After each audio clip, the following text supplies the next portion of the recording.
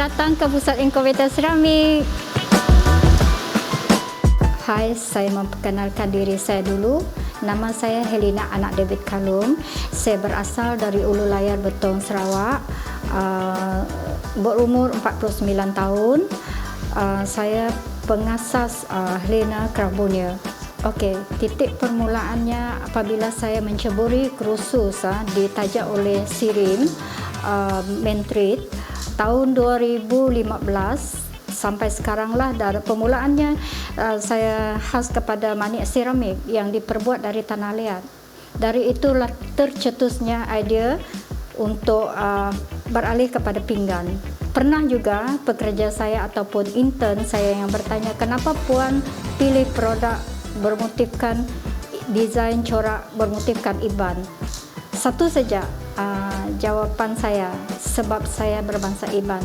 Permintaan pelanggan contohnya customer request, customer request, mereka mau, puan saya nak desain macam ni, saya mau desain macam ni, saya mau warna macam ni, boleh tak? Yes, boleh, of course saya boleh. Yang penting brand name saya itu Helena Craft ada tertera di belakang pinggan. Contohnya kalau buat pinggan lah, kalau buat manik ni kadang-kadang boleh tak kami request corak ni untuk kami dinner. Contohnya kami ikut tema, warna merah, warna putih macam tu, mereka suruh buat rantai yang sesuai untuk majlis mereka. Selalu mereka customer buat macam itulah dengan saya.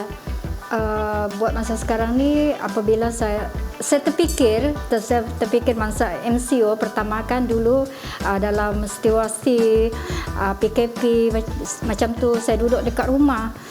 Saya ada mempunyai satu ukiran pinggan dekat rumah saya yang pinggan ratusan tahun.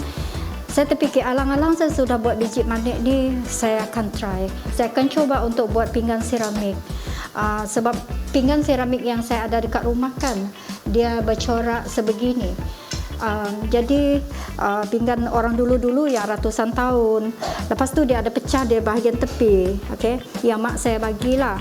Lepas tu saya terfikir saya akan buat, saya akan coba, sebab saya sudah buat produk seramik, saya sudah buat biji manik. Why not saya tak buat pinggan? Jadi saya coba macam mana untuk proses pembuatan pinggan dekat rumah. Saya cobalah menggunakan tangan, 100% gunakan tangan buat tanah tu dulu, uli tanah tu. Lepas tu saya coba untuk buat desain yang contohnya bunga terung yang dulu kan. Saya belajar melukis bunga terung di atas pinggan.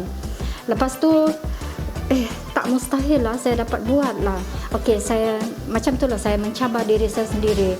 Kenapa orang dulu-dulu boleh buat, why not saya tak boleh buat? Sedangkan orang dulu-dulu tempat pembakaran dia dekat mana kita tak tahu. Orang dulu-dulu warna mereka beli dekat mana kita tak tahu kan. Tapi sekarang kemudahan di depan mata, kami boleh bakar menggunakan kiln dryer yang Mentrit sediakan untuk usahawan. Warna pun kita boleh beli, sedia ada. Jadi sampai sekarang lah bermulanya pinggan saya bulan April tahun lepas lah. Belum sampai 1 tahun produk pinggan saya sekarang sudah boleh dikatakan okey lah. Berkenaan dengan masa ni kita susah mau jangka tau. Sebab apabila kita sudah buat clay, apabila kita sudah buat pinggan, tanah tu menjadi bentuk pinggan, kita kena tunggu sampai 3 hari. Apabila sudah masak, apabila sudah kering, kita panaskan dengan kiln dryer. Kiln dryer tu yang memang khas untuk produk seramik lah. Lepas tu kami bakar menggunakan suhu 800 24 jam di dalam kiln tu, electric kiln.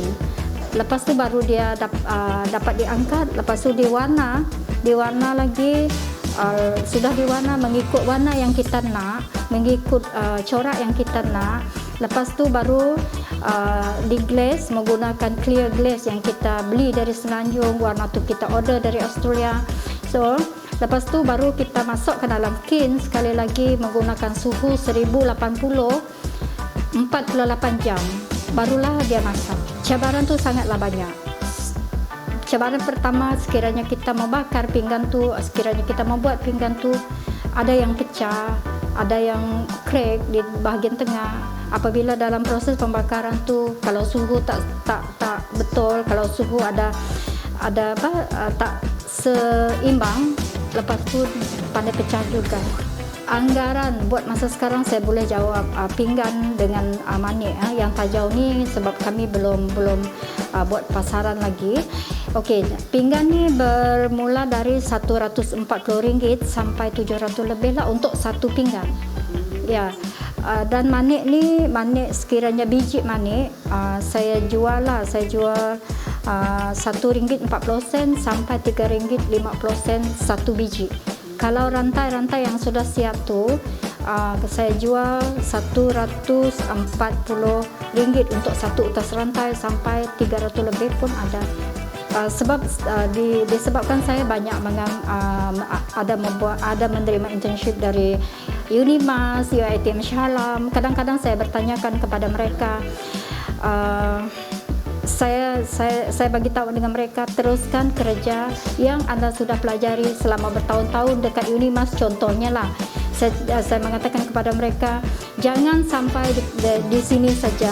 Saya nak kamu orang angkat terus. Mungkin kamu orang lebih pergi jauh lagi daripada saya. Lepas tu mereka cakap, saya tanya student saya yang buat intern tu dengan saya tanya, lepas buat LI ni latihan incubator. Lepas buat latihan incubator ni, kamu nak pergi mana? Oh puan, apabila saya sudah lepas latihan incubator ni, saya balik kampung. Kenapa? Saya tolong mak saya tanam padi. Kenapalah kamu tak ambil kos lain? Kenapa mau ambil kos seramik? Sayang bah kamu buat macam ni. Tengok kamu kerja kamu ni sangat bagus.